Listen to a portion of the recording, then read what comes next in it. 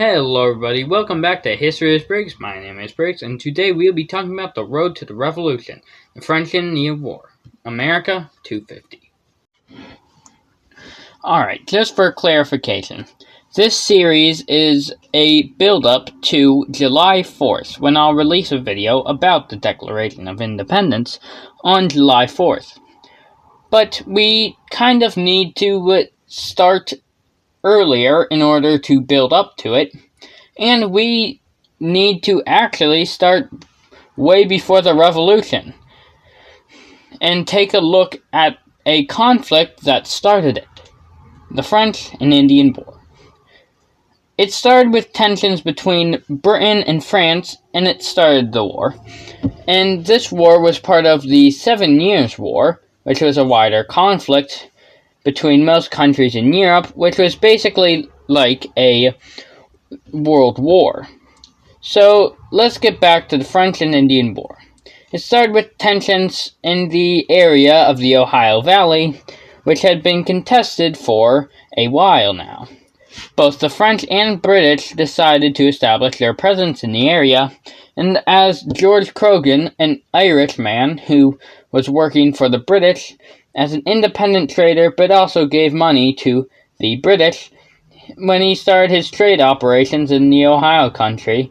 But in the summer of 1749, French governor Roland Michel, Baron de la Glossenar, I hope I said that right, and sent Pierre-Joseph Céloron de Blainville to bury lead plates staking their claim to the Ohio country. And this was a common practice, and especially in the Middle Ages.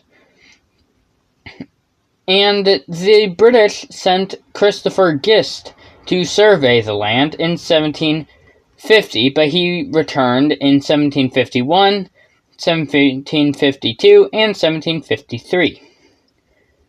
But the British, having to cross the Appalachians, made it the French should have had the upper hand, because they were closer after all, although the French did establish some forts, never really a settlement. And so, because this led to their downfall. And you can check out my video, Why New France Failed. I'll leave a link in the description below.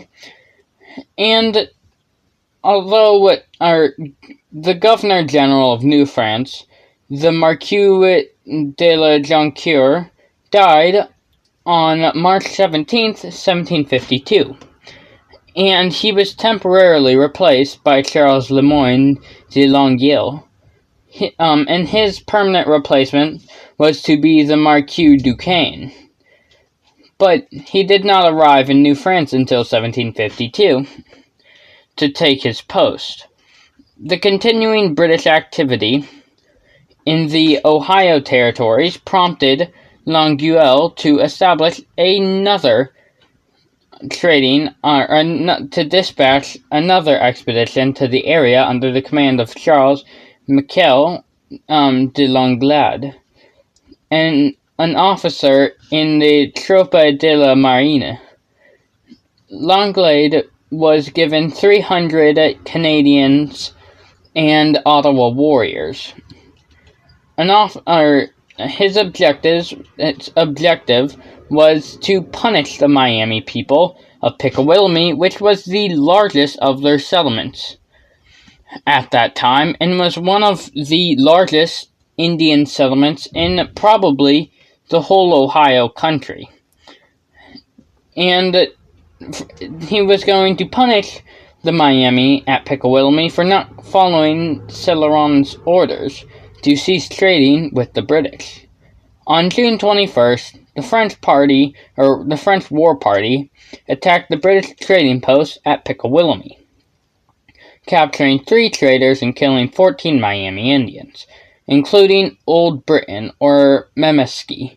He was the chief of the Miami, and he was called Old Britain because he was allied with the British, and he was very fond of them, and would not move his position to open up trading with the French. And it started in the spring of 1753 when Paul Marin de la Mague was given command of 2,000 men to establish forts across the Ohio country. The first fort was Fort Presque Isle, which is now Erie, Pennsylvania, and then they turned south where they built a road to the headwaters of the LeBeef Creek, where they also built Fort LeBeef, which is now Waterford, Pennsylvania. And he was in command of Fort LeBeef, and then, after, in 1754, Major General George Washington, yes, that George Washington, was sent by Governor Robert Dinwiddie of Virginia, because Virginia basically said that they claimed everywhere, basically everywhere around the Ohio River, and this was one of the lands they claimed. And to negotiate that the French leave the Ohio country. When he arrived on December 12th, 1753 at Fort LeBeef, and the previous command officer, Paul Marin de la Mague, had died in October. And so Jacques Legardeur de Saint-Pierre succeeded him as commander of the fort. He invited Washington to dinner, and Paul Marin de la Mague said to Washington, after he said that the British wanted the French to leave the Ohio country, he said that the French claim to the Ohio country was more superior than that of the British, because LaSalle claimed the Ohio country almost a century ago. Washington returned to Williamsburg, where he told Dinwiddie that the French were not leaving. And so after this, the French built Fort Machault, which is now Franklin, Pennsylvania, and they built Fort Duquesne, which is named after the governor of New France, which is now Pittsburgh. And in early 1754, Dinwiddie sent William Trent with 40 men to inspect the building of the French Fort Duquesne. Dinwiddie also sent Washington with a larger force to aid Trent. The Seneca chief, Tenagrawson, joined Washington and his men. Washington's combined force was now 52 men. And they met a group of about 40 Canadians, and they met at the Battle of Jumonville Glen, where most of the Canadians were killed, including their commander, Joseph Coulon de Jumonville, and the British and French were now officially at war.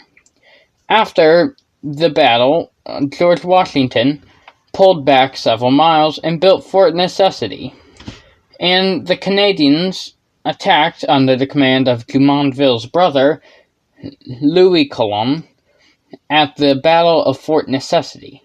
On July 3rd, 1754, Washington surrendered and left on July 4th. When word reached England, and the British decided to launch an expedition with General Edward Braddock in charge. They launched a campaign in May 1755, which was a part of the larger British campaigns of 1755.